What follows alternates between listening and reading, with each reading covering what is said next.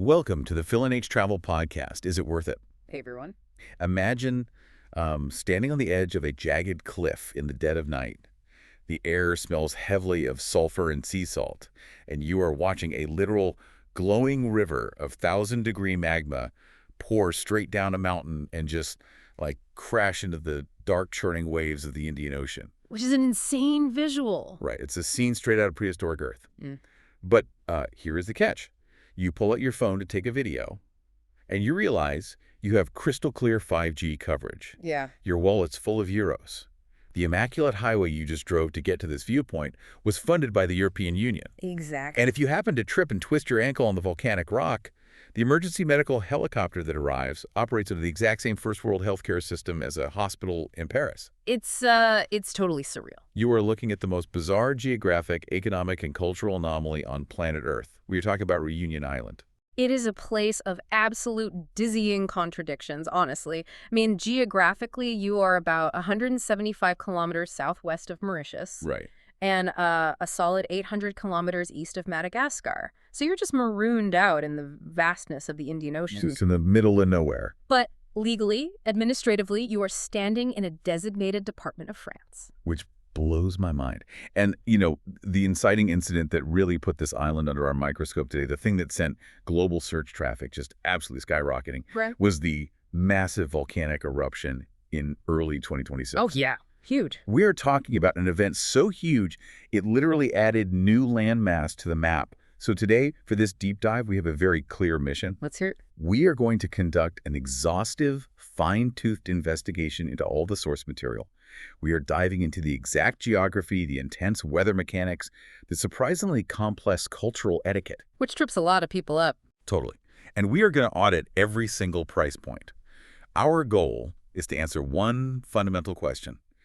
Is this dramatic, expensive, shark-infested, volcano-hiking, Creole cooking French territory actually worth the grueling long-haul flight and the Euro-level price tag? It's the ultimate question. Okay, let's unpack this, starting with the sheer contrarian reality of what this island actually is.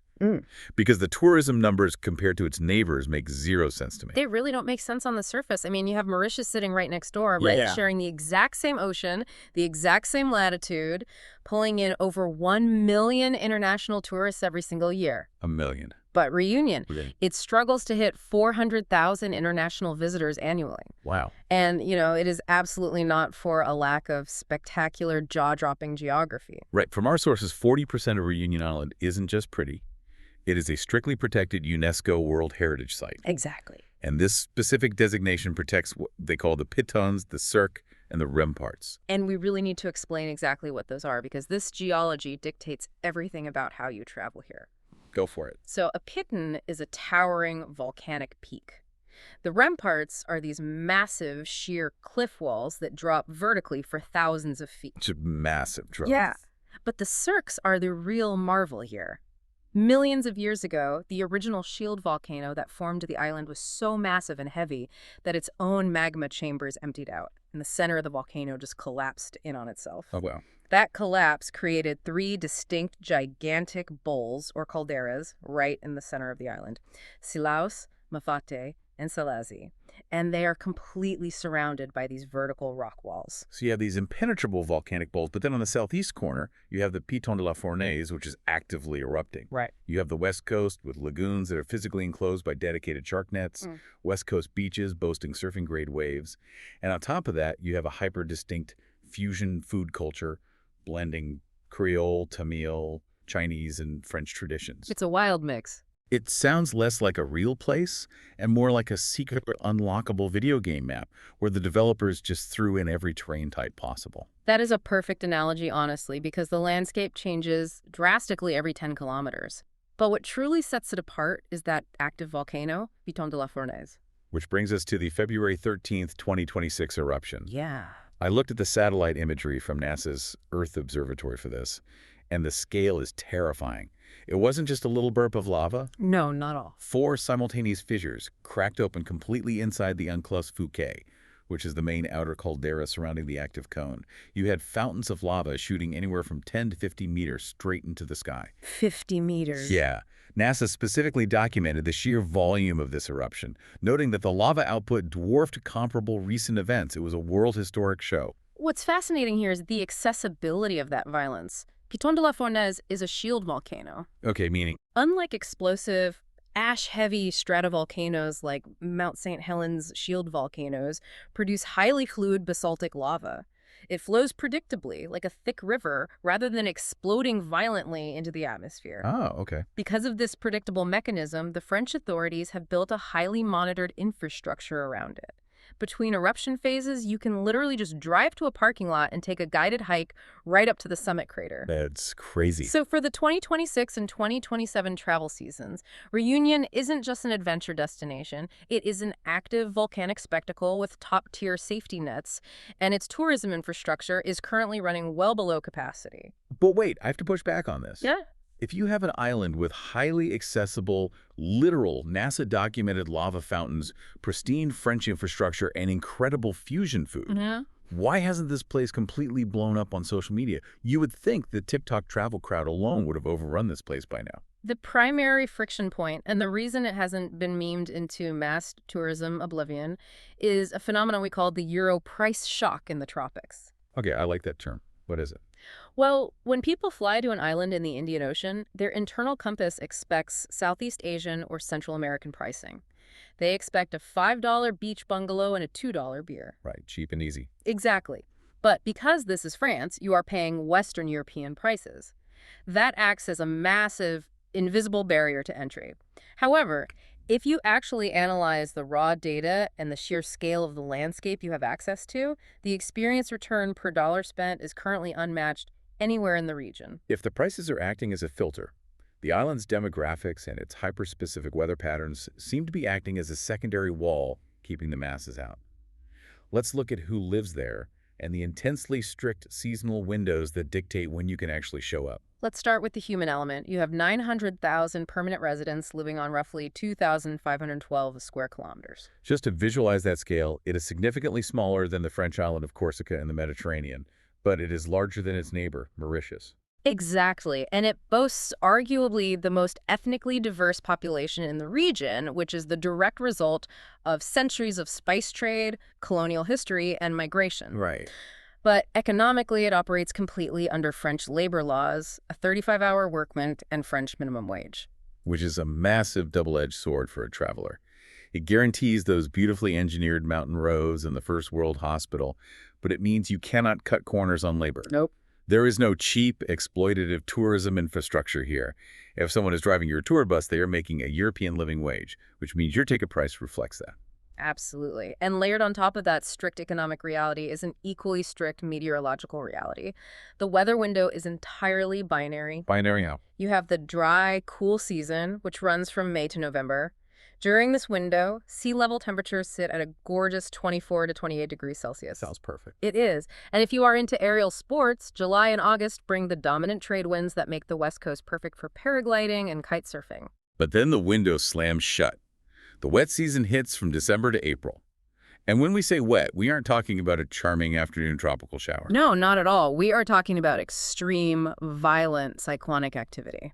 February and March are the absolute peak of the Indian Ocean cyclone season. Which sounds intense. It's wild. Think of Réunion's towering 3,000-meter volcanic peaks as a giant speed bump sitting in the middle of an oceanic wind tunnel.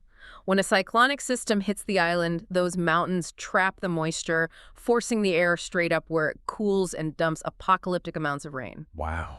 Yeah, it actually holds global records for rainfall over 12-hour and 24-hour periods. And if we look at the timeline, that massive eruption we just talked about started on February 13th, 2026, right in the absolute dead center of peak cyclone season. That is the dual threat. Visitors who were on the island in early 2026 faced a logistical nightmare. I can imagine.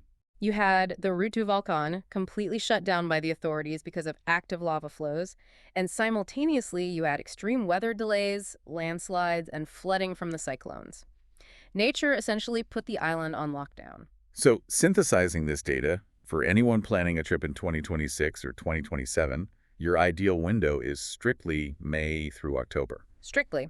And when the volcano erupts, the authorities close the access roads. The rangers assess the caldera daily, and the road typically reopens to the public only a few weeks after the lava has fully stabilized and cooled. So the weather window is incredibly tight.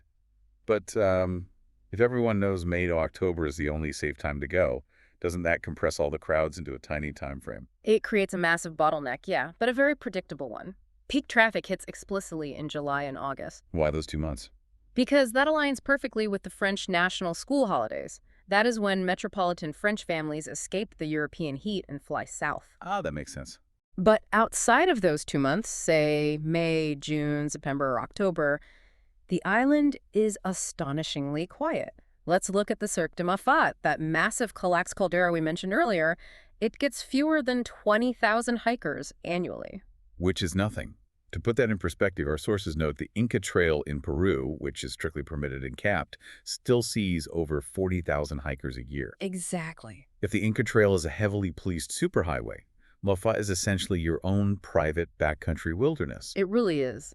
But knowing how the modern travel industry works, will this underdog low-crowd window just vanish the moment a major publication does a massive feature on it? That is the fragile reality of Réunion. It is experiencing a fleeting window of low volume right now. Right. The infrastructure is robust, sure, but it is built for 900,000 locals, not an influx of 1 million new tourists. Right. There is an absolute urgency to visiting before mainstream discovery happens, because that profound sense of isolation in the cirques is a huge part of the island's intrinsic value. Okay, if I'm listening to this and I've circled September on my calendar to avoid the French school kids and the cyclones, what exactly hits me the moment I step off the plane? Let's talk about those first impressions and the immediate logistics. Okay, so you will fly into Roland Garros International Airport, which is located up on the north coast in the capital city of Saint-Denis.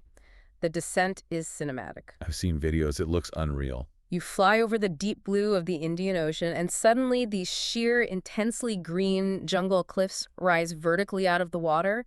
If the cloud cover breaks, you can see the jagged silhouette of the dormant Piton des Neiges volcano looming over the interior. Incredible. But what shocks most people is the arrival experience itself. From the sources, it sounds like what stands out the most is what isn't there.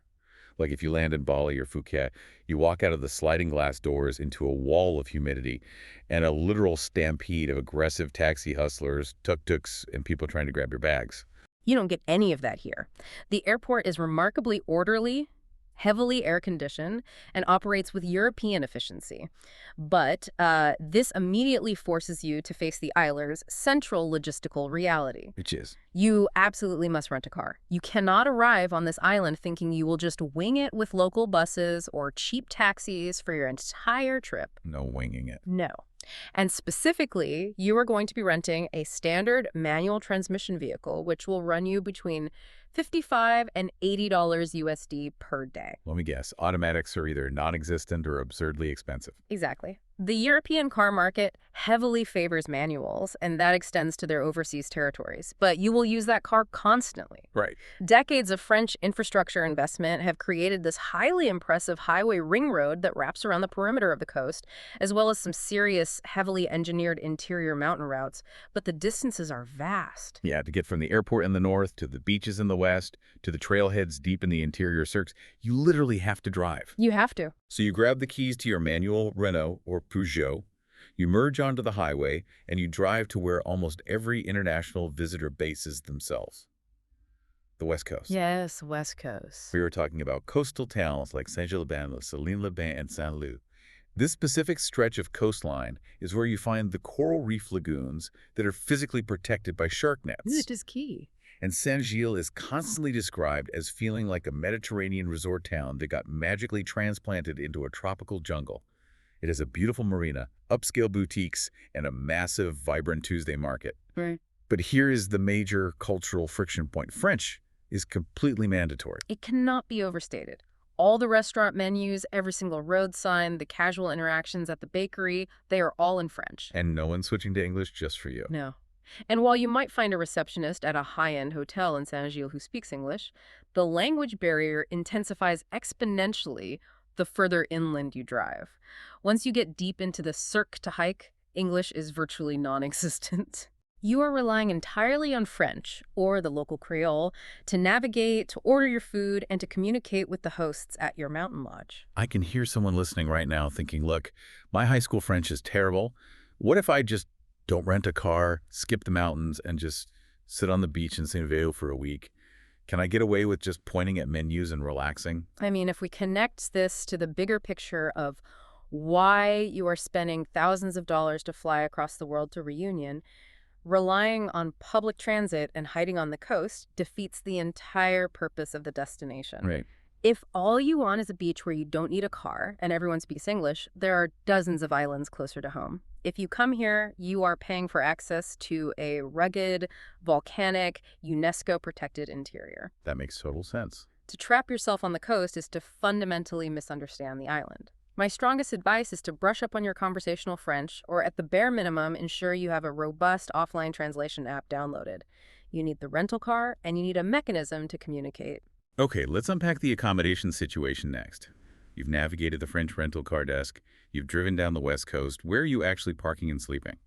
We have to look at the 4 specific tiers of lodging here, and we're going to look at exact numbers to see how real this Euro price shock actually is. Let's do it. Let's start at the bottom with the budget and backpacker tier. The budget tier on Reunion is fascinating because it doesn't really exist on the coast. It exists in the mountains. It relies heavily on the traditional French gîte de montagne system. Okay, what is that? These are remote mountain lodges and refuges, primarily located deep inside the collapsed cirques.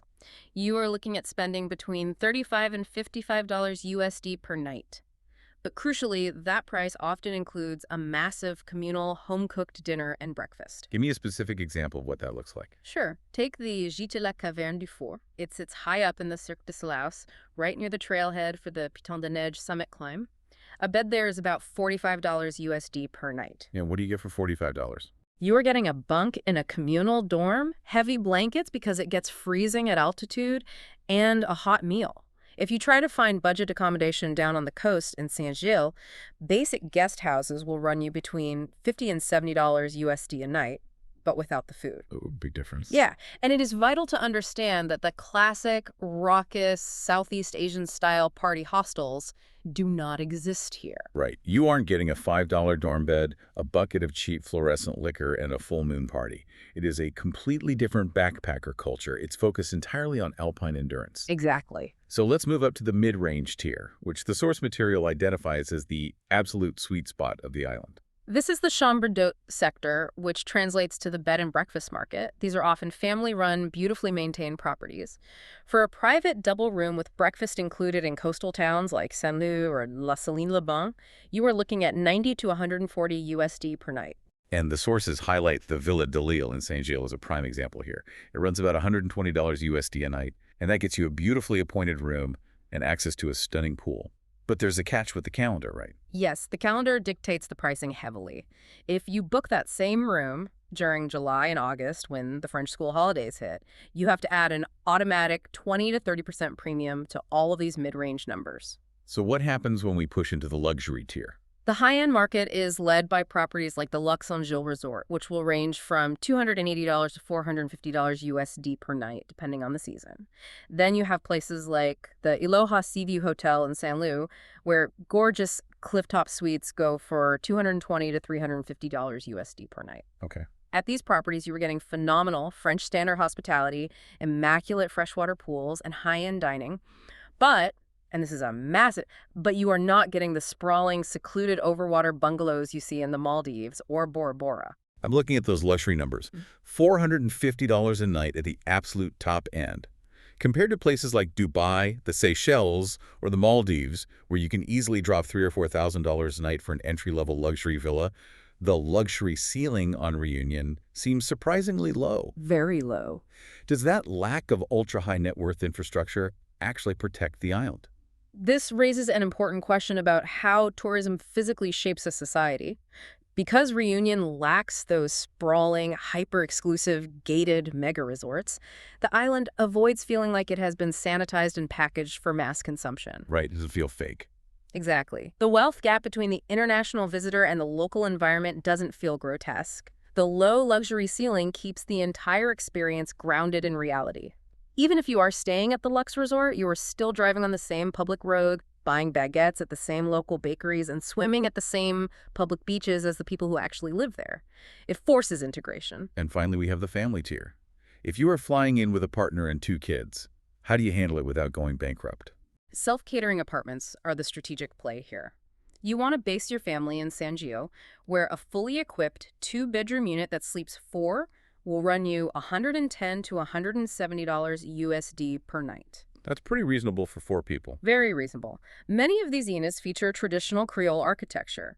Beautiful, bright, colorful wooden shutters and wide-covered verandas called verangs that are perfect for evening family dinners. Nice. And for entertainment, you can take the kids to the Octanor Water Park in St. Paul, which is incredibly affordable at just $20 to $30 USD per person. Okay, so you have saved some money by opting for the mid-range chambre d'hôte or a self-catering apartment. You are going to take those savings and spend them on the island's single most compelling argument. It's food. Yes, the food. Let's dig into the culinary scene, the grocery economics, and the cultural etiquette of eating, because this is where the fusion history really shines. The absolute culinary signature of Réunion Island is a dish called curry. It is their distinct, localized version of a Creole curry, but it is fundamentally different from a heavy Indian or Thai curry. How so? What makes it distinct? It is much less oily, and it doesn't rely heavily on coconut milk. Instead, it is built on a base of garlic, onions, ginger, turmeric, and thyme, reflecting the French and Indian influences. Okay, sounds amazing. And they utilize very specific, highly localized ingredients. For example, a prized version uses bichiques, which are these tiny, seasonal river fish that are incredibly labor-intensive to catch. Interesting. The curry is always served with a strict accompanying trio, a massive mound of white rice, a slow-cooked lentil dish called daub, and rougail, which is an intensely spicy raw condiment usually made from crushed tomatoes, ginger, and fiery chili peppers. And the beauty is, you don't have to go to a Michelin-starred restaurant to get it. If you were driving along the coast or up into the mountains, you can pull over at a Case Creole, essentially a vibrant local roadside food shack. A massive, authentic curry lunch there will only cost you $7 to $10 USD. That is unbelievable value for the quality of food. It is the best culinary value on the island. But if you want to sit down at a proper white tablecloth restaurant in Saint-Denis or a nice bistro in Saint-Gilles, you are looking at 18 to 28 USD per person. And crucially, that price almost always includes a Thai punch to start the meal. Let's talk about the grocery economics, because if you are doing that self-catering family tier, you are going to the supermarket. And this is where the euro and the island's intense isolation really show their teeth. Oh yeah, you feel the isolation at the checkout. If you walk into a casino supermarché or a massive Carrefour on the island, here are the exact numbers you will see on the receipts. A classic, freshly baked French baguette is $1.10 USD. Nice and cheap. A bottle of locally distilled white rum is $12 to $18 USD. A standard 1 kilogram bag of white rice is $1.50 USD. A small glass jar of fresh, locally made curry paste is $2.50 USD. And a 6-pack of Dodo beer, which is the island's iconic local lager with the smiling dodo bird on the label, will set you back $8 USD. What's fascinating here is the comparative economic logic behind those numbers. You might look at a $1.10 baguette and think, wow, that's incredibly cheap. Which it is. Right. But then you look at other goods and realize they are exorbitantly priced. Because Réunion is a remote island, nearly every manufactured good, dairy product or packaged food has to be shipped via container from mainland Europe. They apply a specific import tax called octroi de mer. Got it. As a result, your overall grocery bill is going to be 15 to 25% more expensive than if you were shopping at a Carrefour in Paris or Lyon. But wait, the source data says those exact same groceries are actually 20 to 30% cheaper than if you were shopping next door in Mauritius. How does that make sense if Mauritius is an independent country and Réunion has to pay European wages? Because the French government heavily subsidizes the maritime freight lines that supply Réunion. Yeah. Paris fundamentally believes that a citizen living in this overseas department deserves a baseline standard of living comparable to the mainland. So while you pay an import premium, it is artificially deflated by state subsidies, whereas Mauritius is entirely exposed to the raw, unsubsidized free market of global shipping. That is wild. You are eating subsidized French bread on a volcano, but buying the food is only half the battle. You have to know when you are legally allowed to eat it. The cultural etiquette around food here is governed by a ruthlessly strict French social clock. Oh, it is ruthless. Lunch service strictly runs from noon to 2 p.m. Dinner service does not even begin until 7 p.m. It is like an unforgiving school bell. If I'm out hiking, I lose track of time, and I show up at a lovely little bistro in Saint-Gilles at 1:45 p.m., what happens? You will be politely but firmly turned away. The kitchen is closing, the chef is cleaning down his station, and the staff are preparing to go on their legally mandated break. They will not keep the fryers on just because the tourist is hungry. So what does this all mean for the casual traveler who is used to the on-demand 204/7 service culture of America or major Asian tourist hubs? It means you must adapt, or you will genuinely go hungry. Conforming to their local rhythms is the absolute key to unlocking Réunion's hospitality. You have to respect that the kitchen closes at 2 p.m. sharp. You have to understand market culture, specifically the Grand Marché in Saint-Denis and the famous Tuesday Market in St. Paul. Right. These are absolute must visits, but you have to bring physical euro cash.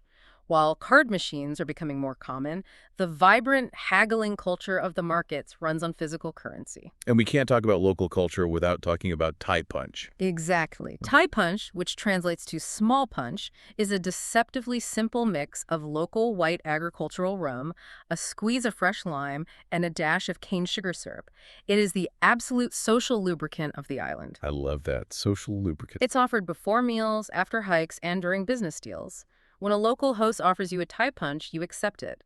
It is a gesture of welcome. If you try to force your own schedule, refuse their hospitality, and demand 204/7 service, you will meet immense cultural friction.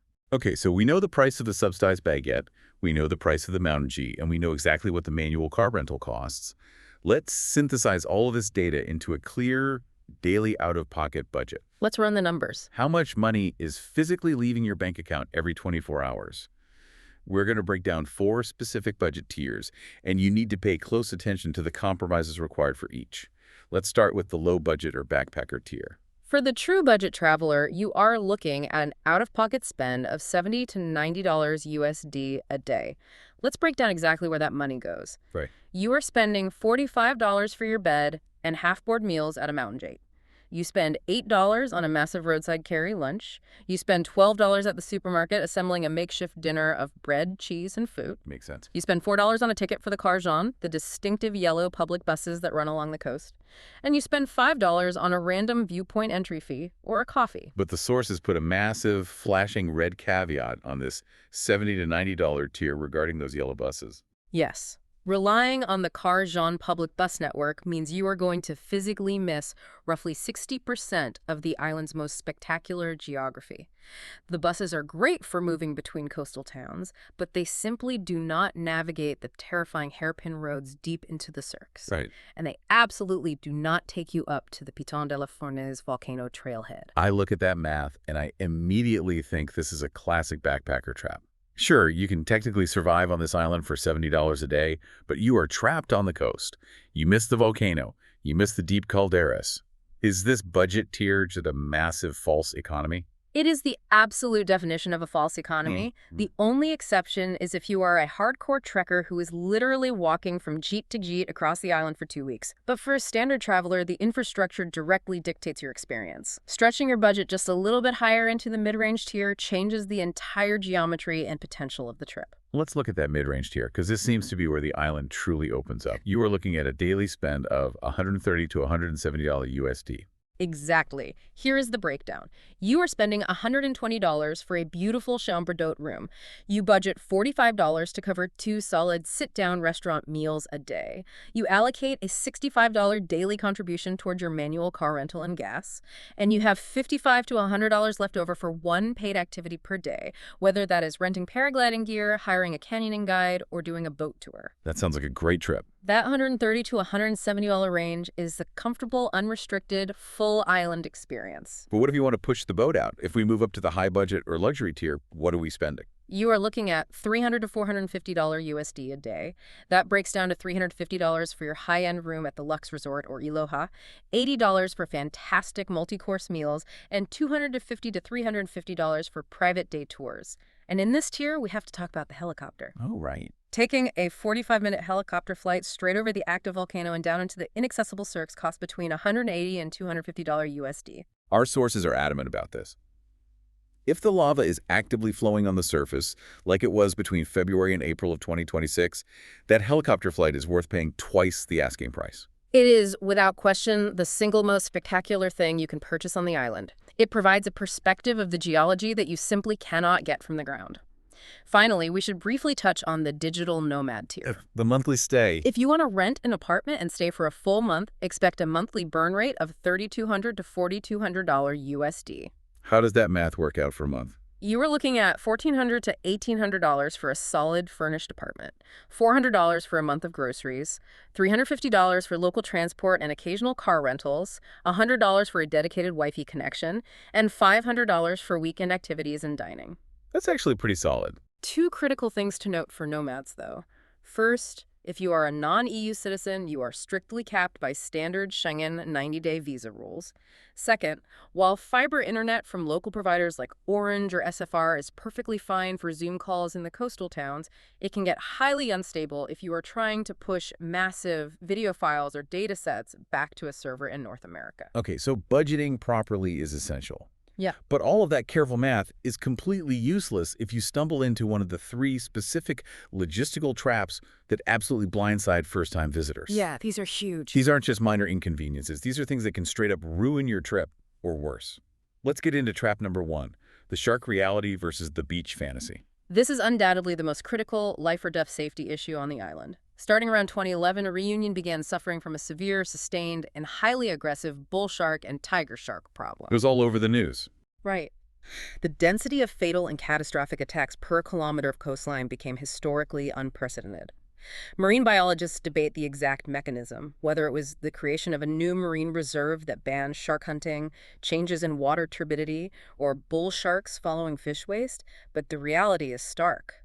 First-time visitors arrive, they see this glittering, crystal-clear, blue Indian Ocean water, and they instinctively assume it is safe to dive in. It is absolutely not. It sounds like a literal siren song. You are staring at some of the most gorgeous water on the planet, and it is completely off-limits. Open ocean swimming, surfing, and bodyboarding are strictly banned outside of designated physically protected zones.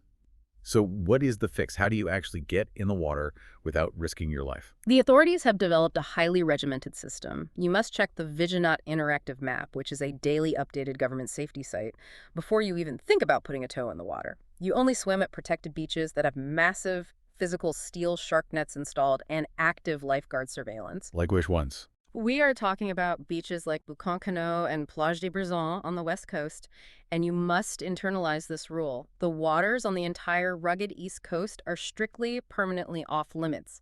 Do not test this trap. That is terrifying, but incredibly vital to know. Let's move to trap number 2, the volcano access assumption. Here is the mechanism behind this trap.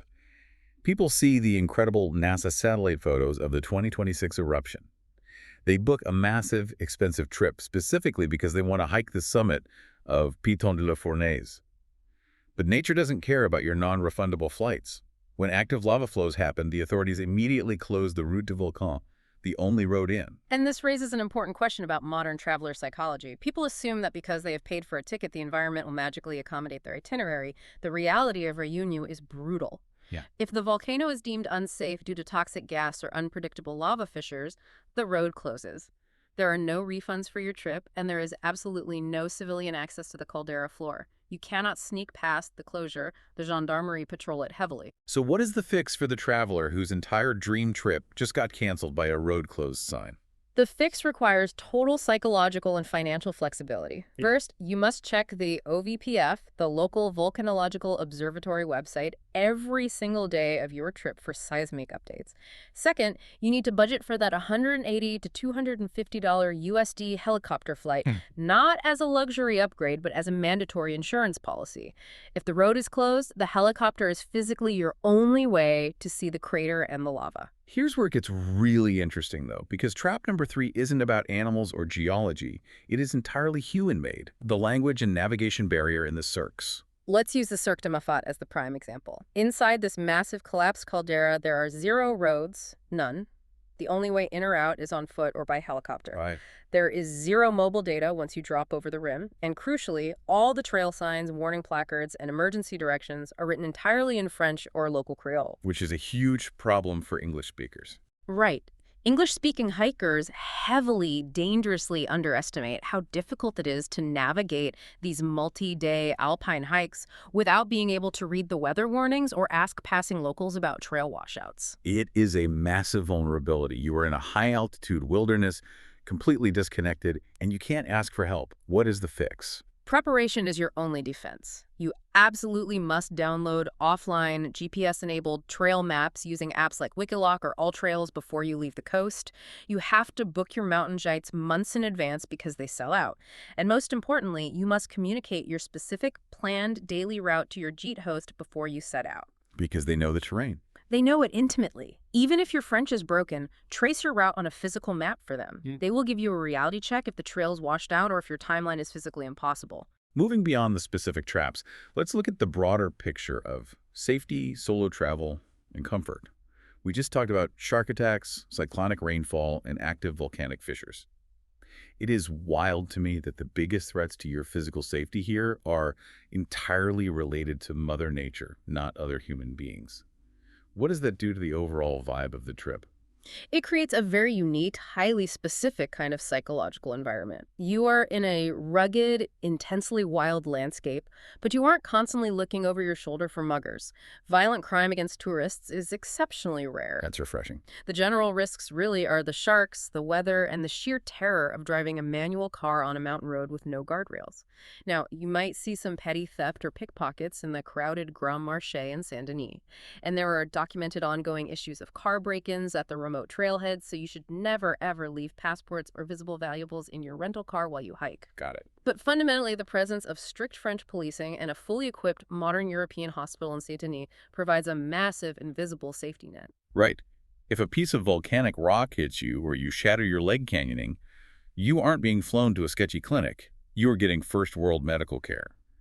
How does this environment translate for solo female travelers? Réunion is actually considered one of the most comfortable and secure destinations in the entire Indian Ocean for solo female travelers. The relaxed, egalitarian French social culture means that bars, cafes, and restaurants are mixed casual environments. Solo dining is completely normalized, and you won't face the intense, aggressive street harassment that can plague other regions. That's great to hear. However, there is a major caveat regarding the wilderness. If a solo traveler, male or female, wants to tackle the remote GRR1 or GRR2 long-distance trails, they need serious, proven backcountry experience. If you are a first-time hiker, you really need to swallow your pride and join a guided group. A certified mountain guide will cost about $50 to $90 USD per day, and they handle all the navigation and safety logistics. And what about the family traveler? We know the West Coast is highly family compatible. You have the protected shallow lagoon beaches, you have the Aquanor water park, and from July to October, you can go humpback whale watching right off the coast. But our sources have a very strong, specific warning for parents. Keep young kids far, far away from the Piton de la Fournaise volcano access hike. Parents assume because it's a popular tourist attraction, it's a gentle walk. It is a grueling 10-kilometer round trip at high altitude, fully exposed to the sun, walking over sharp, unforgiving, ankle-breaking volcanic rock.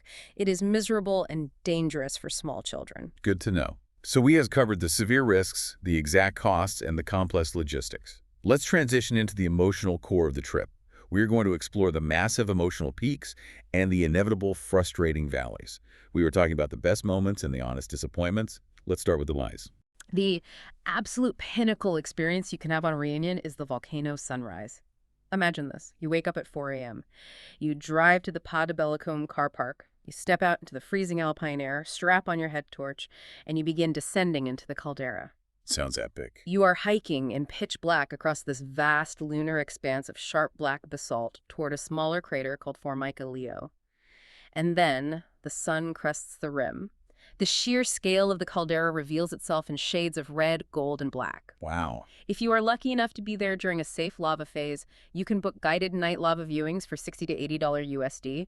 It is genuinely profoundly like standing on the surface of Mars. That sounds incredible. And then you have the drive into the Cirque du Soleil, which I can only equate to playing Mario Kart on the hardest possible difficulty setting. That's so accurate. You are driving a 40-kilometer stretch of road that has over 400 distinct, tight hairpin bends.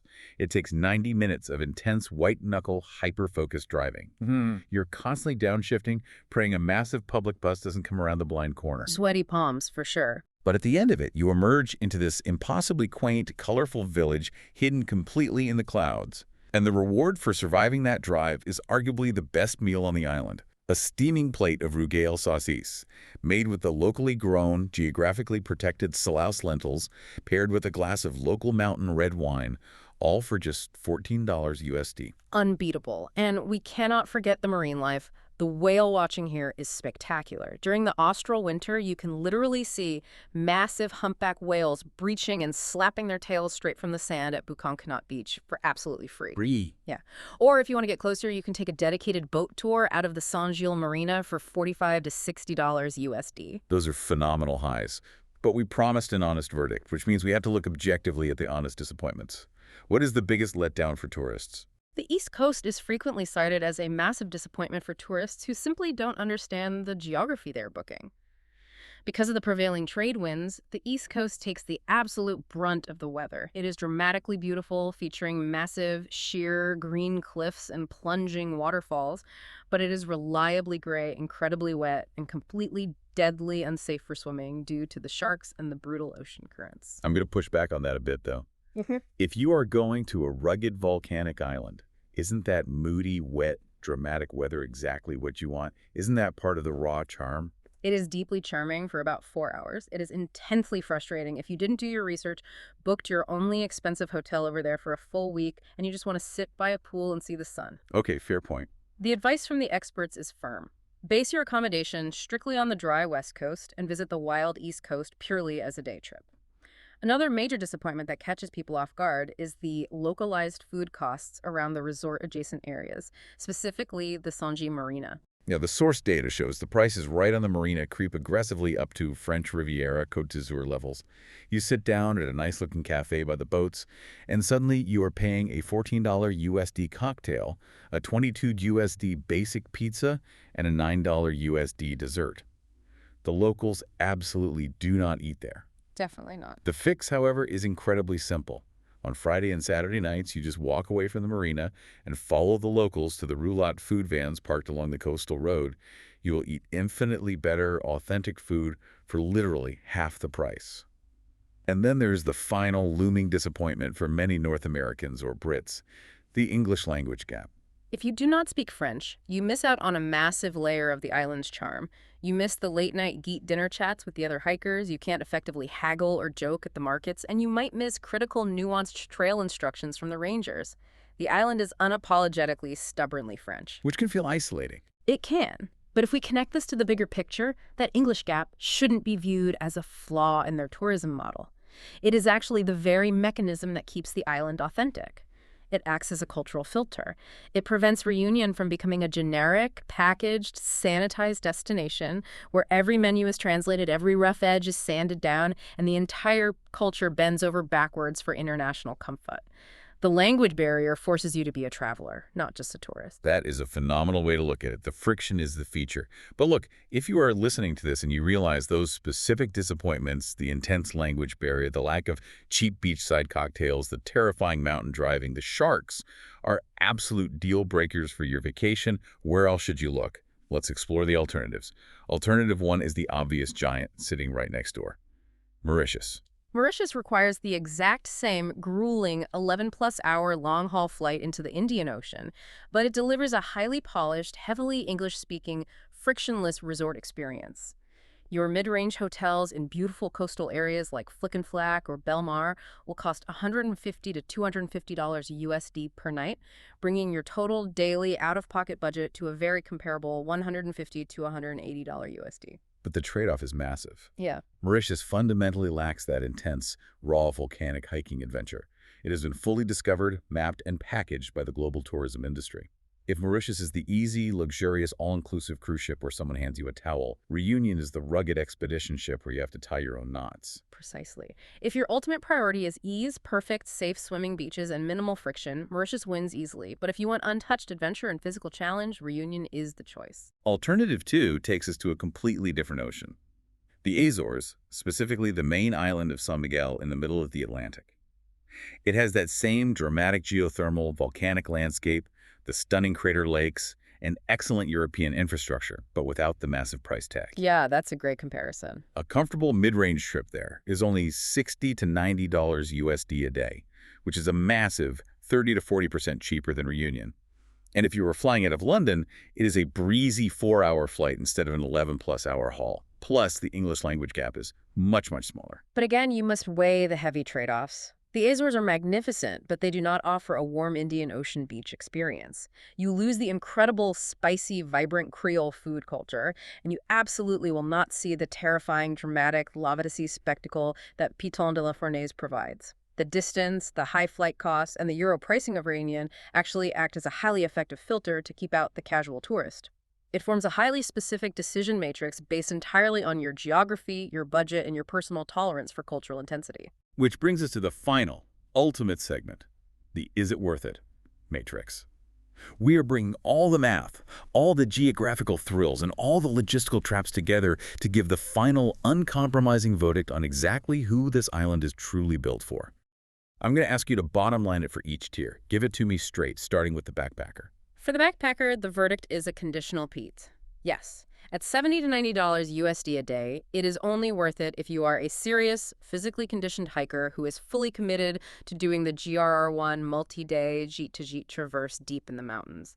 If you're just a casual backpacker looking to hang out on cheap beaches, drink cheap beers, and take local buses, you will be utterly miserable. Avoid booking a ticket. Next, the mid-range traveler. This is a strong yes. This is the absolute ideal demographic for the island. At $130 to $170 USD per day, you get the freedom of the rental car, the incredible fusion food, and the comfort of the chambre. Let's put hard numbers on the whole package. A 10-day trip will cost you $1,400 to $1,700 USD in daily spend. Add in your direct flights from a hub like London at $11,050 to $350 USD, and you are looking at a total all-in trip cost of $2,500 to $3,000 USD. For exclusive access to a UNESCO landscape, world-class whale watching, and a singular food culture that represents exceptional, unbeatable value. What about the family traveler? Yes, with conditions. It will cost a very reasonable $250 to $350 USD a day for a family of 4, utilizing self-catering apartments and a rental car. However, the major friction point is the language barrier. You will likely need to spend extra money hiring a bilingual local guide to navigate the more intense outdoor activities safely with children. I'm looking at the luxury tier. Is it worth it for them?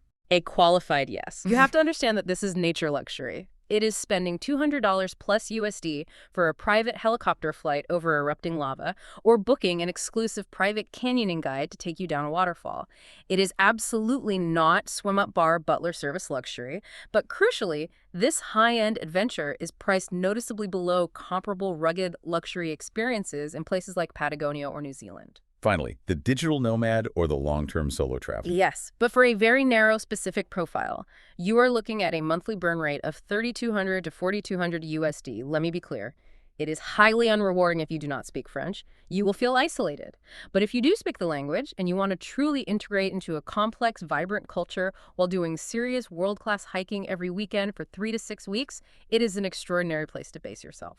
So there you have it. We've audited the math, the volcanoes, the sharks, and the baguettes. Give it to me straight. Who should absolutely avoid booking a ticket to this island? If you demand that everyone speaks English to accommodate you, if you refuse to drive a manual rental car, if you expect cheap roadside drinks, or if you want pristine, glassy ocean swimming right outside your hotel door without ever thinking about sharks, do not go to Réunion. It is not for you. This island demands effort, it demands money, and above all, it demands a deep respect for the sheer power of nature. But if you have the mindset to meet those demands, the value per dollar you extract in pure, unfiltered awe is staggering.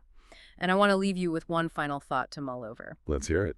Think back to that massive 2026 eruption. When the lava poured down the mountain and violently met the sea, it cooled, it hardened, and it physically added brand new landmass to the island.